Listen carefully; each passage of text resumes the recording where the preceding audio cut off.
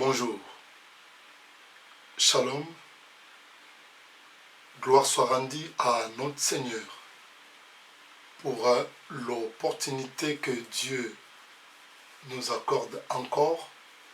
C'est une faveur que nous n'avons pas méritée. Je reviens encore vers vous pour pouvoir partager et continuer notre programme. Nous sommes dans un programme que nous avons mis en place là où nous parlons dans notre thème, le thème général que nous avons, le pasteur et ses défis au quotidien. Ça devient tout un programme où nous sommes en train de nous édifier, nous sommes en train de nous exhorter, nous sommes en train de nous encourager pour remettre également le pendule à l'heure et de retourner également dans le principe du Seigneur. Le programme est en caractère pastoral. Et nous avons un verset de base qui est lié à ce programme lorsque le Seigneur m'a mis à cœur de parler de cela. Et dans ce verset se trouve dans le livre l'Évangile de Jean. Jean chapitre 21, le dernier chapitre de l'Évangile de Jean. À partir du verset 15. Et c'est un verset de base pour cette émission, le pasteur et ses défis au quotidien.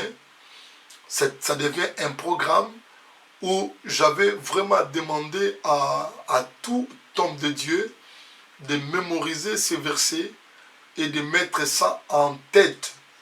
C'est vraiment, ça revient à la responsabilité de tout serviteur, de tout ce qui conduit une église. Le Seigneur, après sa mort, il a ressuscité et il a apparu premièrement à ses disciples. C'était dans le lac de Génézareth, là où les disciples ou les apôtres, ils sont retournés dans leur profession. Et dans son apparition, il a commencé à poser la question à Pierre. Après qu'ils eurent mangé, Jésus dit à Simon-Pierre, « Simon, fils de Jonas, m'aimes-tu plus que ceci ?» Vous savez, la réponse de Simon, c'était, « Seigneur, tu sais que je t'aime. » Mais lui ne savait pas pourquoi le Seigneur était en train d'insister. « Simon, fils de Jonas, est-ce que tu m'aimes? » Seigneur, tu sais que je t'aime. Le Seigneur insiste encore. Ça veut dire que le Seigneur a remarqué à Simon, je ne t'ai pas laissé ici. Je t'avais laissé dans la bergerie pour prendre soin de mes brebis. Et Simon ne comprenait pas. Mais parce qu'il a vu que le Seigneur a posé la même question 3 fois, c'est là où il a dit, oh Seigneur, tu sais toutes choses. C'est un verset de base pour nos programmes qui a lié tout pasteur, tout berger, tout ce qui dirige une église, il est également lié par ces versets.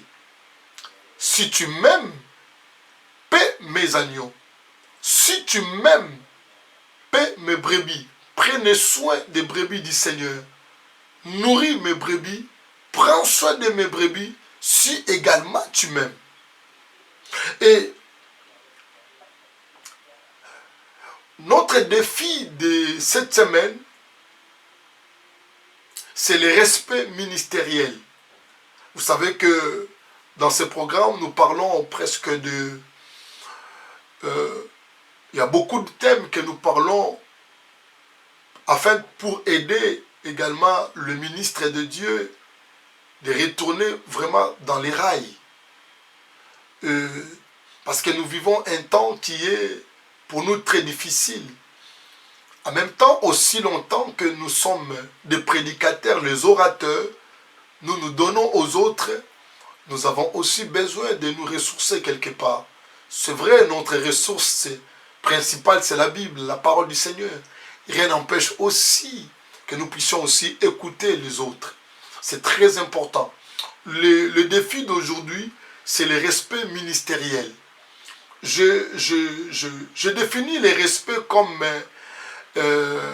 une certaine considération qu'on peut donner à quelqu'un.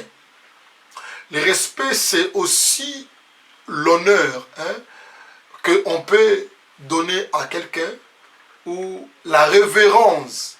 La révérence qu'on peut aussi donner à quelqu'un. La considération. Et tout cela, c'est ce mot-là, respect. Et le respect ministériel que je parle, je ne parle pas le respect par rapport à l'âge, mais je parle le respect à propos de nos ministères. En d'autres termes, je peux dire de celui qui ont réussi la main de l'association avant nous. Ce que l'apôtre Paul appelle, ce que nous disons souvent comme la consécration. Ça veut dire ceux qui sont consacrés avant nous. Ceux qui ont réussi, je peux dire, la main de l'association ou l'huile sur leur tête avant nous. Il peut être petit en âge, mais si quelqu'un qui a commencé le ministère, il était appelé à commencer le ministère avant toi, on peut dire c'est notre aîné. C'est notre aîné dans le ministère ou le père dans le ministère. Et c'est là où nous voulons également restaurer les règles ou les respects ministériels dans le corps du Christ ou dans le corps des ministres de Dieu. Nous vivons un temps où chacun de nous, vous voyez surtout l'église des réveils, comme je le répète souvent, l'église des réveils, nous avons un problème de leadership. Donc, chacun peut réveiller le matin parce qu'il a fait un rêve, parce qu'il a vu Jésus, parce que Dieu lui a parlé, et vous ne saurez pas parce que personne n'était là. Lorsque Dieu lui a parlé à quelqu'un et il s'autoproclame, il commence une église, il devient pasteur ou un apôtre. Il cherche aussi le ministère qui lui plaît pour qu'il puisse être ou apôtre, ou évangéliste, ou docteur, ou nous ne savons pas. Donc ça devient comme ça. Et maintenant, au fur et à mesure que nous sommes en train de vivre dans cette dimension-là, le respect ministériel est complètement bafoué. Pourquoi? Parce que les gens ne sont pas sortis dans une grande porte. Vous voyez, les gens, ils sont autoproclamés, qui n'a pas reçu certaines éducations ministérielles auprès de son père, ou il n'a pas été vraiment encadré par nos aînés, et c'est là qui cause aujourd'hui beaucoup de problèmes. Beaucoup de problèmes. Mais, qu'à cela ne tienne, le Seigneur nous a fait grâce pour pouvoir aussi partager avec l'Église, corps du Christ, et surtout le corps pastoral, afin que nous puissions être aussi rétablis dans nos ministères. Je vous amène dans un livre, l'Évangile selon Jean, le chapitre 20. Dans l'Évangile selon Jean, chapitre 20, et là où nous allons lire également ici, il nous a dit, le premier jour de la semaine, Marie de Magdala s'est rendue au sépulcre dès le matin. Comme il faisait encore obscur, et elle vit que la pierre était ôtée du sépulcre. Elle courut vers Simon, Pierre, et vers l'autre disciple que Jésus aimait, et leur dit, ils ont enlevé du sépulcre du Seigneur, et nous ne savons où ils l'ont mis. Verset 3, Pierre et l'autre disciple sortirent et allèrent au sépulcre. Ils couraient tous deux ensemble, mais l'autre disciple courut plus vite que Pierre. Et arrivant le premier au sépulcre, s'étant baissé, il vit le bande qui était à terre, cependant il n'entra pas. C'est notre, je peux dire, le défi d'aujourd'hui, ça c'est basé vraiment dans le verset 5. Il dit, les deux couraient ensemble, mais l'autre courait beaucoup plus vite. Il s'agit de lui qui courait beaucoup plus vite par rapport à Pierre. Ce n'est pas par rapport à l'endurance, par rapport à l'énergie, parce que Pierre était un petit peu âgé aussi, vis-à-vis des gens. Et pendant qu'il courait, et la Bible dit qu'il arriva dans le sépulcre avant Pierre. Et lui, Jean, il n'entra pas. Il resta devant le sépulcre, il a vu le banc de loin, mais il restait devant le sépulcre, attendait Pierre. Simon-Pierre qui les suivait, arriva et entra dans le sépulcre, il vit le bande qui était à terre. Regardez ici ce que nous voulons développer avec vous, les respects ministériels. Je vous ai amené dans ce verset pour que nous puissions comprendre également, nous sommes appelés de nous respecter mutuellement. Le ministère que Dieu nous a donné, en d'autres termes, au niveau des disciplines, quelque part, c'est comme les services militaires. Vous savez, dans le service militaire, il y a une discipline là-bas énorme. C'est pas parce qu'aujourd'hui, dans nos pays, mais si vous lisez, si vous regardez, même à l'époque, nous, on était petits, on voyait comment les soldats ou les militaires étaient disciplinés. Incroyable. Ils étaient tellement disciplinés. Donc, la discipline, c'est vraiment dans le service militaire. Vous voyez? Et ici, les deux apôtres, parlons ça des apôtres. Les deux apôtres qui ont reçu la nouvelle de la part de Marie de Magdala, la résurrection du Seigneur. Et la Bible dit, c'est levé, les deux, ils couraient pour aller au sépulcre par rapport à la nouvelle qu'ils ont entendue. Les deux couraient ensemble, comme la Bible dit, mais c'est vrai, Jean était plus jeune que Pierre. Mais en arrivant au sépulcre, si c'était le ministre d'aujourd'hui, si c'était, entre guillemets, je peux dire, ceux qui sont venus après nous dans le ministère, si c'était eux, ils devraient entrer en même temps. Jean n'a pas voulu entrer. Vous savez pourquoi? C'est parce que Jean reconnaît que Pierre était l'aîné. Pas l'aîné en âge. Pas l'aîné en âge. Mais l'aîné, je parlais de ministère. Bien sûr, en âge aussi, Pierre était son aîné. Mais je ne parle pas de l'aîné en âge naturellement. Mais moi, je parle l'aîné ministériellement.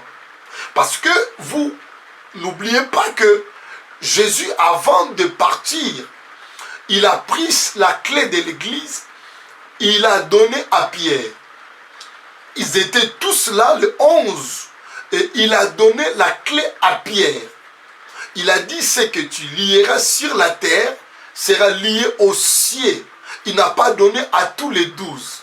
Ça veut dire la responsabilité de l'église primitive, ou on peut dire autrement, si nous pouvons dire, nous prenons ça comme une consécration, nous pouvons dire que c'était Pierre qui était consacré le premier.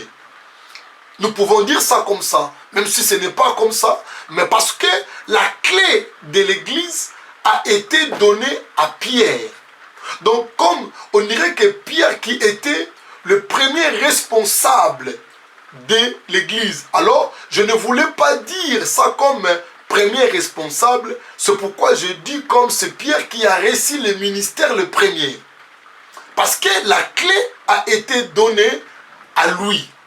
Maintenant, dans cette conscience-là, c'est que l'église ou le ministre de Dieu que nous avons perdu aujourd'hui, c'est pourquoi nous vivons aujourd'hui, personne ne respecte personne.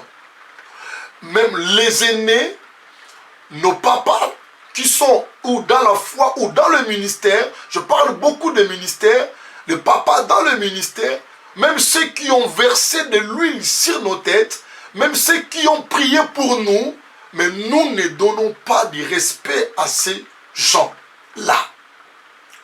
Et nous vivons aujourd'hui vraiment où même les jeunes serviteurs ne respectent plus leurs aînés. Donc chacun, il fait des choses comme il veut, et surtout certaines personnes qui ont peut-être la visibilité, peut-être qui ont, entre guillemets, ce qu'eux ils appellent onction. Peut-être certains qui parlent mieux que leur aîné ou leur père spirituel. Regardez, on n'a aucun respect. Aucun respect. Et je regardais ça souvent, surtout dans le milieu beaucoup plus milieu congolais, ou bien le pasteur congolais. Nous allons remarquer que les choses que nous vivons chez nous, les pasteurs ou les Nigériens ne fait jamais ça. Les Nigériens respectent leurs aînés, les pasteurs nigériens respectent même leur père spirituel. Et même tant d'autres, on peut y aller même à côté des Togo, etc. Nous voyons comment nos frères là, jusqu'à présent, ils respectent encore leurs aînés. Mais nous, c'est tellement difficile. Il n'y a aucun respect. Regardez Jean et Pierre en train de courir ensemble. Jean arrivait devant le sépulcre. Là, il n'y avait pas la porte dans le sépulcre. Jean pourrait entrer directement pour voir la chose, si vraiment Marie de Magdala, ce qu'elle avait dit, elle était vraiment correcte. Mais Jean, par respect, Jean est resté dehors, en train d'attendre son aîné dans le ministère Pierre. Jean était là en train d'attendre. Nous ne savons pas si Pierre a traîné combien de minutes, si Pierre a traîné 10 minutes, 5 minutes. Admettons que Pierre était fatigué à courir, il avait plein de souffle, et 10 minutes, Jean était dehors en train d'attendre son aîné ministériel. Vous voyez le respect? Aujourd'hui, il n'y a pas de respect. Nous vivons un temps vraiment, j'étais choqué. Je voyais un pasteur, je ne sais pas si c'est prophète ou pasteur, bref, un serviteur de Dieu est en train je peux dire, d'insulter, de manquer de respect dans l'internet un homme comme pasteur Sonny Kafuta. Mais quand vous regardez, vous voyez vraiment que cet homme-là, il ne pouvait pas même s'approcher de Sonny Kafuta. Il ne pouvait pas même parler il insultait. Il manque de respect à Sonny Kafuta. Ça, ce sont nos aînés, ce sont nos pères qui ont tracé le chemin, qui ont donné presque toute leur jeunesse dans les choses du Seigneur. Ils ont tracer le chemin aujourd'hui que nous sommes des serviteurs. Nous ne pouvons même pas oser à parler à ces grands, à ce serviteur, à ces éminents pasteurs comme de Sonny Kafuta. Quel que soit son mal, il peut avoir des erreurs, il peut déraper, il peut faire... Mais en voyant comme ça, nous devons donner du respect à ces gens. Je voyais encore un jeune, je sais pas, un jeune prophète. Quand vous regardez même son âge comme ça, je peux estimer qu'il peut avoir de 20 quelques d'années. 25 ans, 26 ans, 28 ans même, ou même je donne 30 ans même. Bref, mais en train de maudire un prophète, comment s'appelle encore, Ngefa. Il maudit le prophète Ngefa. Nous savons bien, bien-aimés dans le Seigneur, même si nous n'aimons pas tous ce que le prophète Ngefa fait, ou des mots qu'il utilise devant la télé, devant tout le monde. C'est vrai, des fois, il dérape beaucoup. C'est vrai, des fois, il fait beaucoup de ratés. Mais, en voyant vraiment comme ça, dans le ministère, on voit que le prophète Ngefa est son aîné dans le ministère. Mais un jeune homme comme ça, de 20 quelques années, est en train de maudire. Regardez, maudire. Lorsque le petit commence à maudire les grands, vous voyez comment nous sommes tombés. Et ça s'est fait chez nous, pas ailleurs. Pourquoi? Parce que nous n'avons plus les respects ministériels. Parce que chacun fait des choses à sa manière. Dieu m'a parlé, je suis pasteur, je veux prêcher. Mais il est important que nous puissions retourner également dans le principe, comme Jean ici, à respecter son aîné, qui était Pierre. Je vais vous amener encore dans un autre verset qui va nous aider de comprendre aussi ça. Prenons 1 Roi chapitre 13. Nous sommes dans 1 Roi chapitre 13. C'est une histoire qui est bien connue, que je ne pourrais pas tout lire.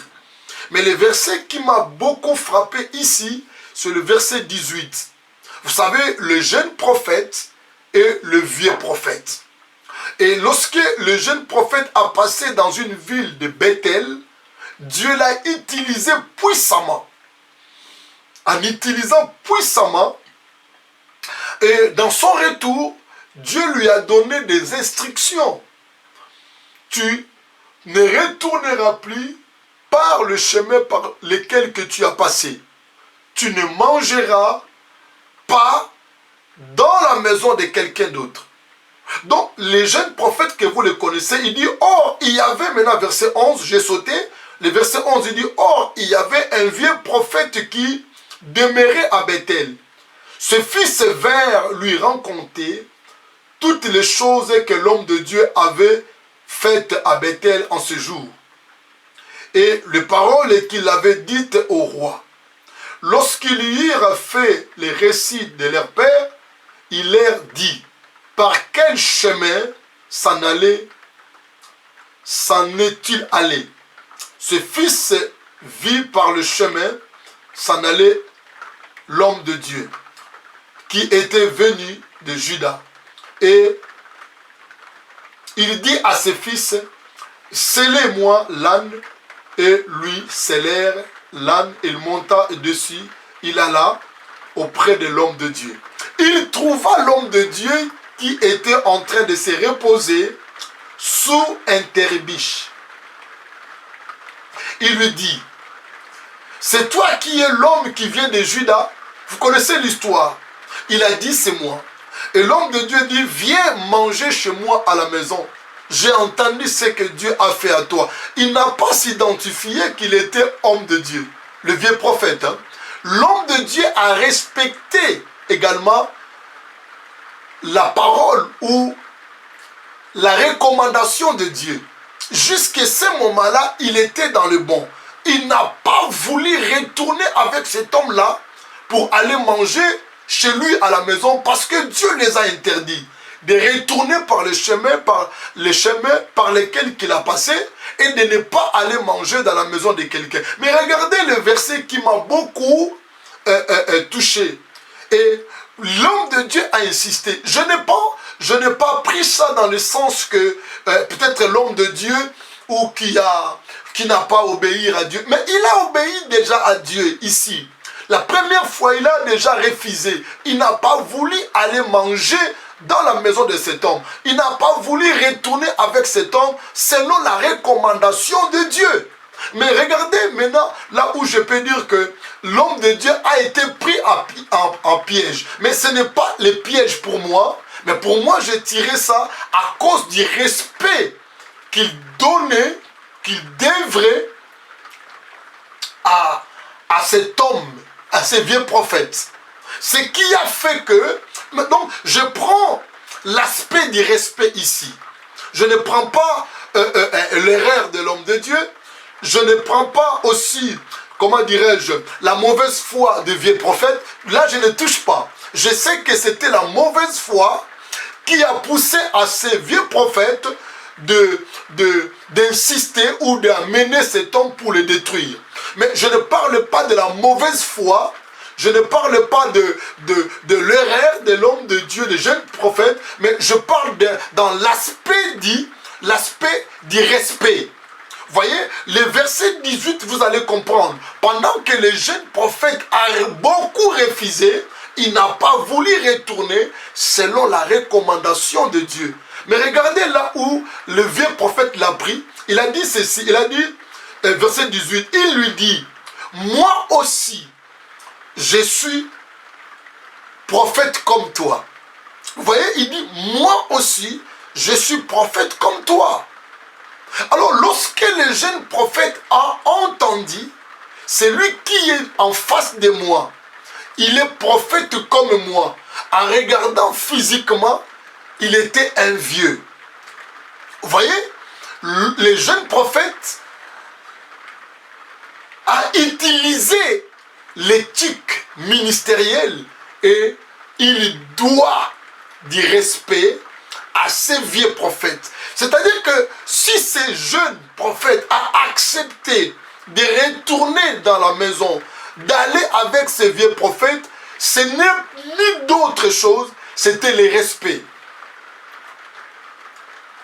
Je me suis focalisé sur le respect. Comme je disais, je ne voulais pas voir l'erreur des jeunes prophètes, je ne voulais pas voir la malice ou la mauvaise foi des vieux prophètes, mais je parlais du respect que nous avons bafoué aujourd'hui. Nous ne respectons plus nos aînés. Un aîné qui vient, et vous, tant que jeune serviteur, donnez-lui même la place assise. Nous ne pouvons pas élever les tons devant un aîné, devant nos pères. Ce que nous sommes en train de voir aujourd'hui.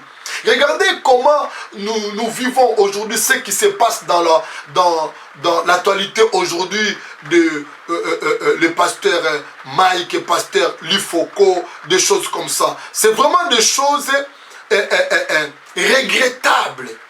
Quand nous voulons regarder ça dans le bon sens, c'est regrettable. Vous regardez entre Moïse et Aaron. La Bible parle que Moïse qui était naturellement le plus jeune. Mais c'est Moïse qui a versé l'huile sur la tête d'Aaron. Ministériellement, Moïse était plus grand que Aaron. Moïse était l'aîné d'Aaron. Et Aaron, des fois, il ne regardait pas son âge. Aaron regardait tout simplement celui-là qui était consacré avant moi. Celui-là qui a reçu le ministère avant moi. C'est pourquoi Aaron donnait du respect à Moïse. Regarde ce qui se passe aujourd'hui. Dans les milliers. C'est vraiment, c'est regrettable. Même sur le plan ministériel. Aujourd'hui, la chair devient aussi un endroit où pour attaquer, pour taquiner nos aînés ou nos pères.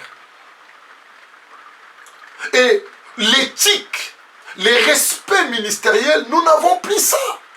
Si vraiment il peut y avoir un problème, ou chercher ton aîné, nous savons comment on peut corriger un aîné ou corriger un père, surtout dans notre éducation.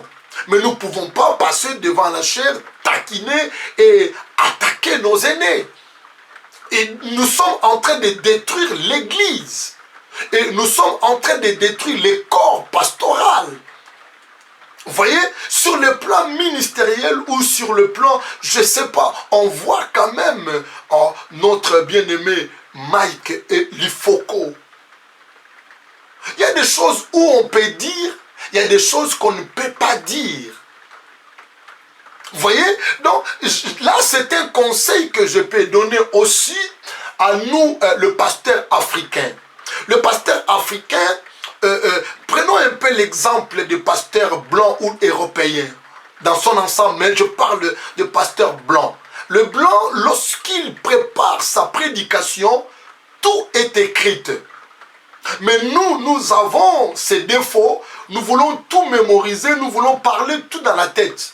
Et en parlant tout dans la tête, et ce qui sort de nos bouches, des fois, nous discernions vraiment pas ce qui vient à la tête et ça sort dans la bouche. Mais regardez, les blancs, vous n'en trouverez pas avec beaucoup de dégâts devant la chair. C'est nous les Africains que nous faisons beaucoup de dégâts devant la chair. Pourquoi? Parce que nous ne voulons pas écrire nos prédications. Écrivez vos prédications. Et si le Saint-Esprit vous inspire, écrire vos prédications, il peut vous inspirer d'écrire vos prédications. Et lorsque vous mettez devant les gens, prêchez ce que vous avez écrit, ce que vous êtes inspiré. Le Saint-Esprit, il est profond, il peut vous donner quelque chose aussi sur place. Mais les Blancs, ils sont comme ça. Lorsque sa prédication est terminée, s'il peut ajouter quelques mots, il arrête. Vous savez, quand vous êtes en train de préparer votre prédication écrite, vous allez essayer vraiment de voir certains mots, on va enlever. Je dis, si je dis ça, peut-être ça va blesser les uns et les autres. Mais nous, non, nous bombardons tout ce qui vient dans la tête, parce que tout est dans la tête. Or, nous pensons c'est l'onction. Or, ça crée des frustrations dans l'église. Quand nous parlons de l'inspiration, est-ce que ce sont des choses vraiment à dire dans l'église où les enfants de Dieu viennent pour écouter sa parole, l'évangile? Une chanson qui date depuis très longtemps. Même s'il faut qu'ils sont dans l'erreur, même si et leurs prophètes ils sont dans l'erreur, est-ce que ça nous intéresse, ces choses-là, de parler ça? De toutes les façons, en voyant aussi, si on peut dire, le branhamiste et nous, ou vous, le frère Mike, nous ne sommes pas dans la même doctrine. Ce sont des choses où nous ne pouvons pas vraiment parler. Et chacun de nous peut commettre une erreur. Ça peut être une erreur ou ce n'est pas une erreur. Pour eux, ce n'est pas une erreur. Tant pis, laissez-le. Prêchons l'évangile. Parlez de Jésus. Les enfants de Dieu, ils viennent pour écouter la parole, l'évangile. Si nous parlons de vous, début, je pense, de votre carrière, les chants qui disaient quoi? Les 4 êtres vivants, les 4 êtres vivants, ça c'est une erreur. Les 4 êtres vivants sont assis sur le trône du Seigneur. Or, la Bible dit les 4 êtres vivants, ils rendent hommage à notre Dieu, celui qui est assis sur le trône. Mais toi, tu dis, les 4 êtres vivants sont assis sur le trône du Seigneur. Donc, à d'autres parts, ils ont pris le Seigneur, ils ont mis le Seigneur de côté, et eux, ils sont assis sur son trône. Ça, c'est une erreur fatale. Voilà, ça n'a pas créé de problème. Les gens ont avalé. Mais est-ce que tu as retourné pour dire que c'est une erreur? Parlons de Jésus devant les gens. Parlons du Christ, mes frères et sœurs. Regardez comment maintenant le branhamiste s'élève juste pour défendre leur prophète ou leurs frères. Bien-aimés dans le Seigneur. Si nous tous nous croyons au Seigneur, si Jésus est notre Seigneur. C'est là où je suis en train de dire le respect ministériel, nous n'avons plus ça. Par respect, soit si vous ne compreniez pas, tu peux appeler ton frère Lifoko. Je n'ai pas compris ici. Qu'est-ce que tu voulais dire ici? On n'a pas besoin devant la chair pour parler, pour taquiner, pour attaquer les gens les uns les autres. C'est pour rien. Les respects, quand nous regardons comme ça ministériellement, même dans le ministère de chant ou pastoral, Lifoko est ton aîné. C'est là où nous voulons rétablir à nous également les respects. Nous n'avons pas le droit de toucher nos aînés. Nous n'avons pas le droit de toucher nos pères. Ils ont tracé le chemin. Il peut avoir des erreurs. Il peut commettre des erreurs. Mais nous savons comment nous pouvons lui parler. Soit parler-lui en face. Tu peux dire que Paul a reproché Pierre. Mais la Bible dit Paul était en face. Il a reproché Pierre. Ils étaient en face. Il dit, toi, Pierre, toi, tu es juif. Tu vis et tu manges avec les païens. Tu vis de la manière des païens. Pourquoi cherches-tu encore de judaïser aussi les autres si tu vis de la manière des païens? La Bible dit en face et pas dans la chair, pas dans la télé. Vous voyez, que Dieu nous aide afin que nous puissions rétablir. C'est un défi, mon frère. Reconnais qu'il y a des gens qui ont reçu les ministères avant toi. Tu peux être grand en âge, mais croyez que moi, des fois, j'ai reçu le ministère avant toi. Tu dois me donner du respect. Si je sais que celui-là, il est mon aîné dans le ministère, je dois lui donner du respect. C'est simple que ça, mon frère. C'est pourquoi la Bible dit, ce qu'un homme aura semé, il les moissonnera toujours. Mais ce sont des principes que nous allons remettre encore en place. Que Dieu vous bénisse. C'était bien moi, votre ami et frère, le pasteur Cephas Ndombasi. Nous étions dans le respect ministériel. Soyez tous bénis et à très bientôt. N'hésitez pas de vous abonner. Au revoir.